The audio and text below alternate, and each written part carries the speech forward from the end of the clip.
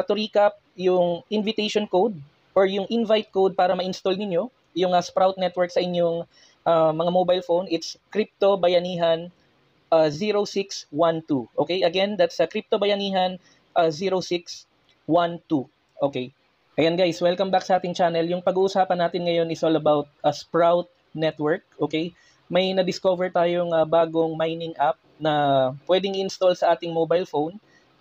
Applicable siya to both Android users and Apple iOS iPhone users. Okay, okay, so Sprout Network. Okay, now kagayang-kagaya lang ito or alike lang yung mining app na to sa, for example, yung Pi Network and yung Ruby Network app.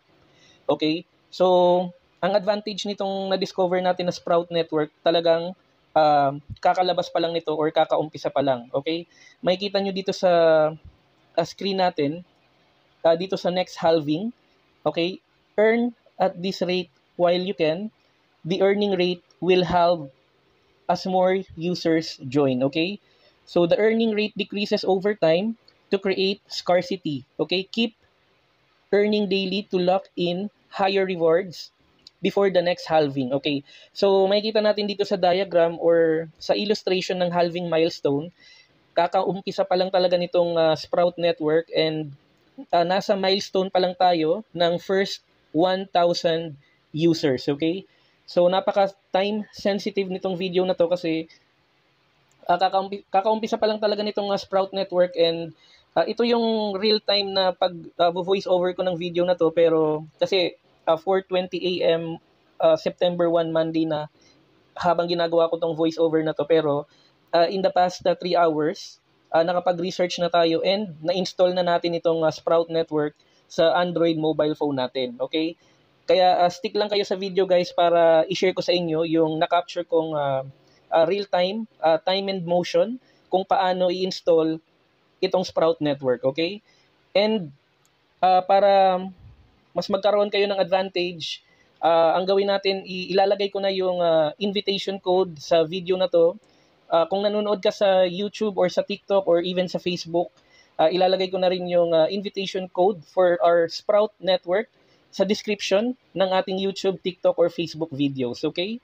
For additional information, pwede rin nating i-follow ang Sprout Network sa kanilang official X or formerly Twitter account, Sprout Network. Okay? As of the date and time ng recording natin, meron pa lang silang 13 followers and kapag nag-check tayo ng kanilang official Twitter account, makikita ninyo dito, August 6 lang nila ginawa yung account nila. So talagang bagong-bago pa siya and talagang pioneer tayo dito sa Sprout Network. Okay?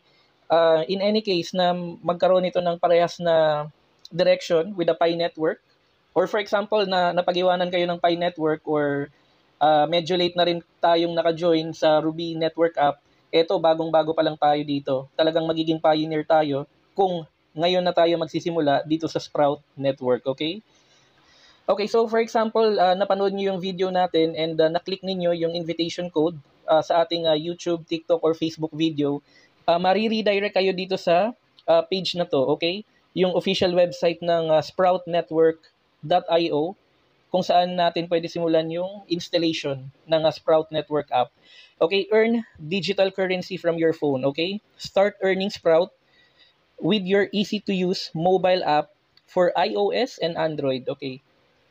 Okay, so ito yung date and time ng recording kanina nung mag-i-install na tayo ng Sprout Network app. So, ayan, ito siya sa Google Play Store.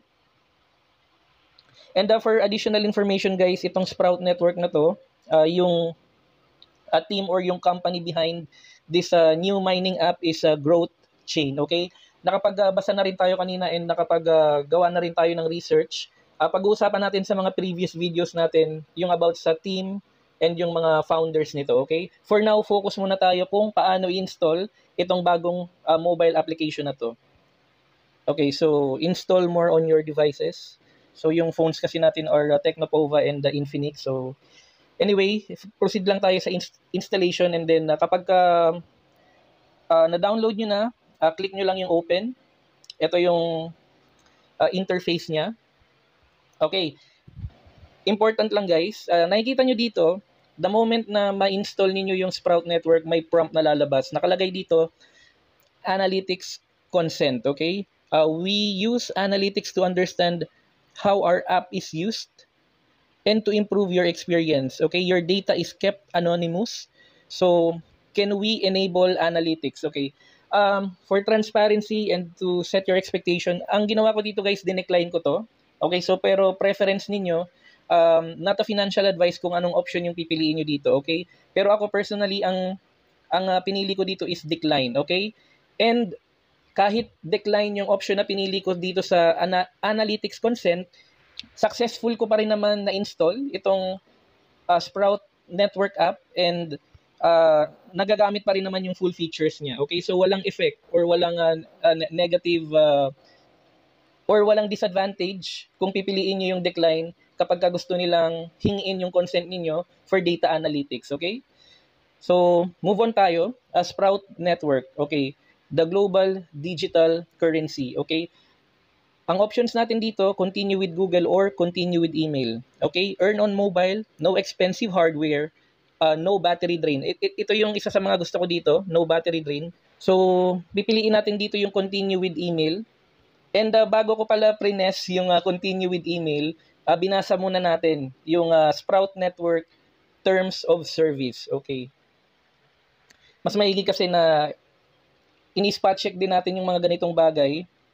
Okay, hindi yung dire-diretso lang tayo mag-install kasi most likely may makikita tayong information dito na makakatulong sa atin in the future in relation sa paggamit ng mobile application na to. Okay? So dito sa part na to, kaya ako medyo huminto kasi binasa ko siya. Advertisements, subscriptions, and monetization. So expect na natin na kagaya ng Pi Network or yung Ruby Mining app, may mga advertisements na magpa-pop up from time to time para masustain rin naman nila yung network nila kasi doon sila kumukuha ng funds para mapaikot and makontinue yung pag-grow ng economy nila. So, lahat ng details nandito naman sa terms and conditions, okay? Or sa privacy policy na tinatawag nila. Ayan. So, doon sa number 12, ini-ensure lang nila yung understanding na safe yung information na i-share natin sa kanilang mobile mining app. And important tong number 19 guys. Ang ginawa ko dito talagang kinopya ko siya sa notepad ko kasi meron after kong mag-research may mga pending question ako na gusto ko ng sagot directly galing sa kanila. So mag-update ako sa inyo guys kung ano yung mga questions na tinanong ko and gagawa natin yan ng dedicated video, okay? So, pinakita ko lang to para mas magkaroon ng transparency itong tutorial na ginagawa natin, okay? Hindi lang yung basta-basta nag-share tayo ng application tapos hindi naman fully educated yung audience natin, okay? So, proceed tayo. I-click natin sa part na to yung continue with email, Sprout Network, join the network, okay? So, ang makikita nyo kagad dito sa taas guys, invite only app, okay? So, ang ibig sabihin nito guys, hindi talaga tayo makakakompleto ng installation ng Sprout Network app kung wala kang invite code. Okay? Kaya ilalagay ko na lang dito sa full video natin sa description and sa comment section ng ating YouTube, TikTok, or Facebook yung ating invitation code para madali na kayong makapag-install nito. Okay? Okay, so dito sa part na to, kailangan lang natin i-paste yung ating nominated email address or i-type lang natin yung ating nominated email address along with our password. Okay, and then dito sa baba, kailangan lang natin i-tick or i-select yung radio button for na nag-acknowledge tayo ng terms and conditions and then create account, okay? Ayan, so dito sa part na to guys, enter invite code. So ito na yung kasasabi ko palang kanina na kailangan talaga or required maglagay ng invite code para makapag set up nitong Sprout Network app. Okay, so to recap, invitation or invite code is Crypto Bayanihan 0612. Okay, ilalagay na lang rin natin yan sa video na to. Okay, so dito sa part na to, Sprout Network, let's set up your profile. Ilalagay nyo lang dito yung preferred username ninyo and select lang kayo ng default profile photo. Okay, and then yung check dito sa baba, naka-auto-select naman siya. So after nyo to ma-fill up, kailangan nyo lang i-press yung continue, okay? So dito naman sa part na to, guys, huwag kayong malilito itong part na to na pinapakita ko sa inyo. Ito naman na yung part na maglalagay kayo nung sarili ninyong invitation code, okay? So kayo na to. Ilagay ninyo yung preferred ninyo na username or invite code, okay? Kasi halimbawa meron rin kayong mga family, friends, or relatives na interested or inclined sa crypto and kasama na yung mga mobile mining app, pwede nyo naman i-share sa kanila yung mga invitation code ninyo, okay? Para, syempre, hindi natin kasi masasabi unless we try. So, wala naman tayong nilalabas na pera dito. So, kaya ko to sinishare kasi bagong labas pa lang talaga tong Sprout Network, okay? So, welcome to the Sprout Network. Start earning Sprout. Okay, grow your earning team. Start a Sprout streak. Level up and contribute to something big. Okay, and then press lang natin yung continue sa baba. Okay, your privacy respected. Okay, so dito sa part na to, ini-ensure lang nila or binibigyan nila tayo ng reassurance na hinihingian lang nila tayo ng email and nickname. Hindi raw nila binibenta or sinishare yung ating information. And we're not like other apps. Sabi nila, no creepy tracking, no weird permissions, just Sprout. Okay, continue natin yan. So stay in the loop. Dito naman sa part na to, nanghihingi lang sila ng consent or permission natin na mag-send sila ng mga updates and notification.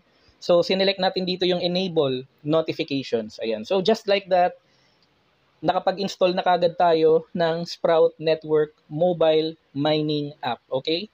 So dito sa screen natin nakikita natin yung mga parang ano lang siya, yung system navigation para ma-familiarize lang kung paano siya kung paano mag-navigate dito sa app. Okay? So ganun lang siya, and after nyong makompleto yung steps or yung system navigation 1, 2, 3, and 4, pwede nyo nang i-click itong mining button dito sa gitna. And nakikita nyo dito, ito na yung unang pindot natin sa ating Sprout Network mining app. Okay? Nasa around more than 4 yung kanyang mining rate. So kita nyo naman kapag nag-switch tayo sa actual account natin, ito na yung real time to guys, hindi na to recording. So kanina nung inumpisa natin nasa 10 lang, 10 Sprout, pero ngayon 12 na. Research din kayo, pero as of the date and time ng recording natin, kita nyo naman yan, total earning rate. Ayun, laki pa. Nasa 4.6 pala to be exact, okay? Per hour. So kasi habang nakukumpleto natin yung halving milestone, lumiliit yung mining rate niyan as more users come in. Okay? Kaya mas maigi na yung nauna tayo. Okay? Disclaimer statement for our crypto bayanihan Web3 wallets. The content provided in this video is strictly for educational purposes only and does not constitute financial, investment, legal, or professional advice. We do not promote or solicit the purchase or sale of any cryptocurrencies, tokens, exchanges, or financial instruments. All the information shared on our YouTube channel is published in good faith and are intended to help viewers understand blockchain and Web3 technologies. Thank you.